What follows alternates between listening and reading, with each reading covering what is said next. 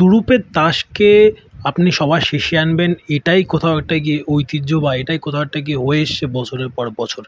তাই বলে যুদ্ধ শেষ হয়ে গিয়েছে তারপরে কে তুরুপের তাস নিয়ে আসে ভাই?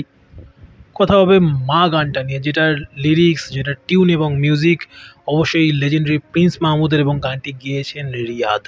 এর আগে আমরা তিনটে গান শুনেছি, একটা বরবাদ, একটা টাইম স্কোয়ারে শ্যুট করা এবং বরবাদের মধ্যে শ্যুট করা গানটা ছিল, এবং তারপরে আরেকটা গান ছিল যেটা আউট অ্যান্ড আউট একটা ছাপড়ি গান হয়েছিল, এবং কাল ভালো লেগেছে। আমি জানি না, আমার গানটা ভালো লাগেনি, সত্যি করতে ভালো লাগেনি, এবং সেটা বলেওছিলাম আমি। যাই হোক, আমি তখনই বলছিলাম যে আমি জানি না এত দাবি দেওয়া তিনি কী করে করেছিলেন, যে রাজকুমার ছবির এই পরিচালক হিমেল আশরাফ, যে এই প্রিয়তমার থেকেও নাকি তার ডাবল ভালো এই রাজকুমার ছবির গান। এবং ওই তিনটে গান শোনার পরে তো ভাববেন মানে ওটা দিবা স্বপ্নেও কেউ এতটা হয়তো বড় কিছু দেখে বসে না, তো সেরকমই ফিল হচ্ছিল। কিন্তু ছবি মুক্তির পরে আনা হলো ছবির চতুর্থ গান, এবং ওই গানটা শোনবার পরে আমি ওয়াজ জাস্ট অস্ট্রাক। সিরিয়াসলি, এই গানটাকে লুকিয়ে রেখে ছবি রিলিজের প্রায় 2 সপ্তাহ বাদে এনে আপনি ছাপড়ি গানটাকে রেখেছিলেন, মানে সেকেন্ডে আনলেন, এনে গাল খেলেন, মানে কোনো প্রয়োজন ছিল না সেটার। অ্যাকচুয়ালি সেকেন্ডে বা থার্ডে কখন এসেছিল আমার ঠিক মনে নেই।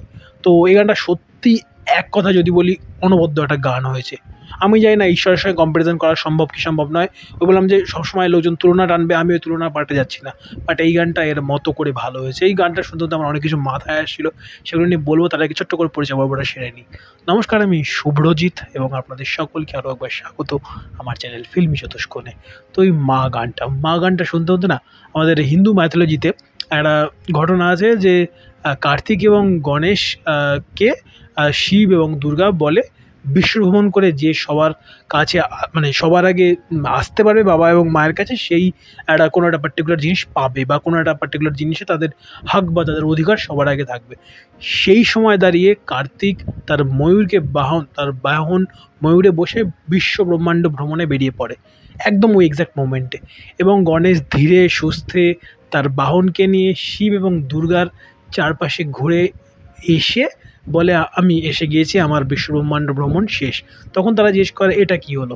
তখন বলে, আমার কাছে আমার দুনিয়া তোমরা, আমার কাছে আমার পৃথিবী তোমরাই।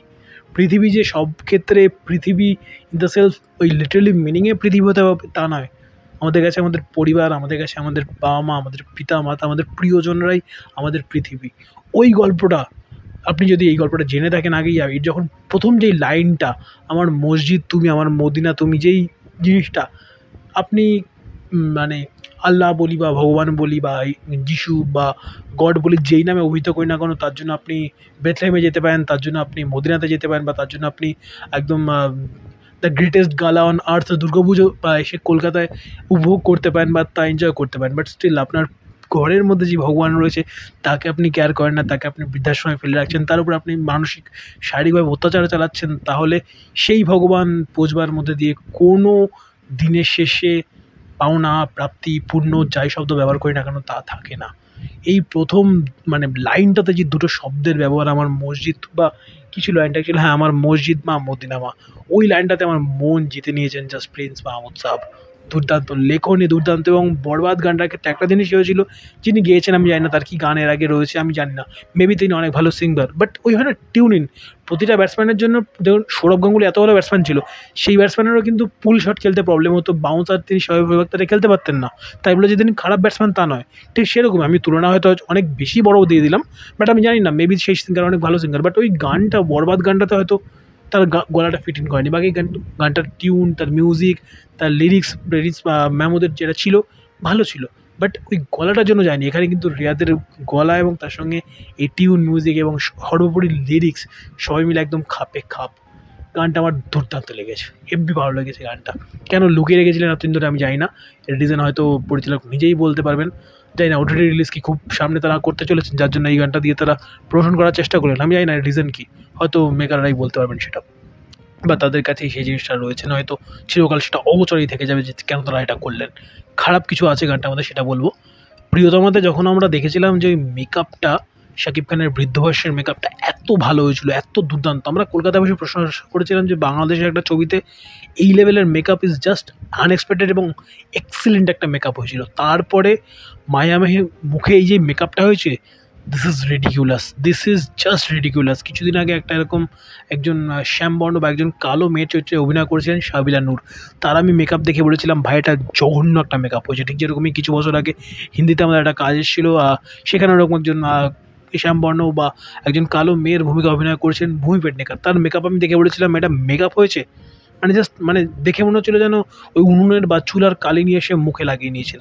এত জঘন্য একটা মেকআপ হয়েছিল 2020 বা 18তে দাঁড়িয়ে ওই লেভেলের মেকআপ, এবং এখানে 2024-এ দাঁড়িয়ে এই লেভেলের একটা জালি মেকআপ। মেকআপটা জাস্ট হয়নি। সেটা ছাড়া গানটা নিয়ে আমার কোনো প্রবলেম নেই, এবং যেই জায়গাতে ফুপিয়ে যেটা কান্না উঠে আসছে না, গলার কাছে দলা পাকানো কান্না, যেটা শাকিব খানের মধ্যে দিয়ে বা তার এক্সপ্রেশন, তার ফেসিয়াল জেস্চারের মধ্যে দিয়ে ফুটে আসছে, ওই জায়গাটাতে কিন্তু অ্যাকচুয়ালি খারাপ লাগে চরিত্রটার জন্য। জানি না কি আলটিমেটলি সিনেমার প্লট বা সিনেমার গল্পের কোন মুহূর্তে গানটার ব্যবহার হচ্ছে আমি জানি না, বাট কিন্তু তার ওই এক্সপ্রেশনটা দেখলে ফিল হয়। যাক, দেখা যাক ছবিটা কবে ওটিটিতে আসে, তার জন্য মুখে থাকবে অবশ্যই। বাট এই গানটা কিন্তু আনা উচিত ছিল ওই প্রথম 3-এর মধ্যেই। ওই ছাপড়ি গানটাকে লুকিয়ে রেখে পরবর্তীকালে হলে চালাতেন ফ্যানদের জন্য, সেটা অন্য গল্প ছিল। বাট ওই গানটা আই থিঙ্ক এখনও বলবো আনা উচিত হয়নি। রাদার এই গানটাকে কেন তারা রাখেননি, সেটার জন্য অনেক বড় একটা কোশ্চেন মার্ক থাকবে আমার মেকার্সদের দিকে সর্বোপরি। যারা দেখলেন এই ভিডিওটা শেষ পর্যন্ত অবশ্যই জান আপনাদের কেমন লেগেছে গানটা, এবং আমার মতামতটুকু একটু ডিটেলে বলবার চেষ্টা করলাম।